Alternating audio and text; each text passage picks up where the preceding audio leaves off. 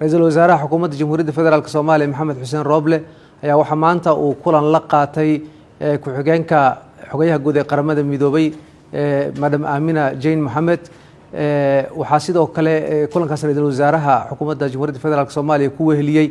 madaxda dowlad goboleedyada oo saddex kamid ay kaga qayb galeen aaladda fogaan aragga halka laba kalena ay oo magaalada Muqdisho ku sugan ay goobjoog ka ahaayeen kulanka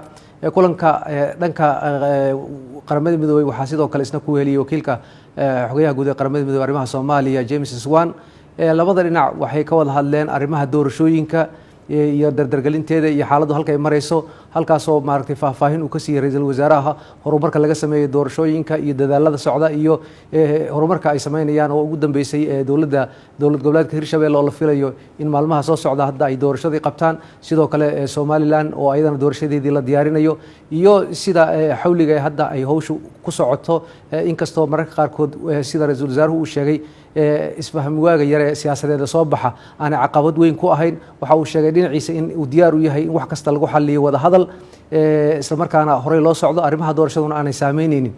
waxaa ra'iisul wasaaruhu ka hadlay arinta kiiska Ikraan Tahliil oo uu sheegay in aanay isagu maaragtay aad arintaas ahmiyad u siinaya arintaasna ay tahay arin qaranka oo dhan saameysay dadka Soomaaliyeedna ay ka hadlayaan laakiin aanu ahayn kiis siyaasadeed oo uu doonayo in cadaalad ay hesho Ikraan Tahliil waxaa sidoo kale maaragtay madaxdii kale ka qayb galay kulanka kala qayb galay ra'iisul wasaaraha ee dowlad goboleedyadu iyaguna ay ammaaneen doorka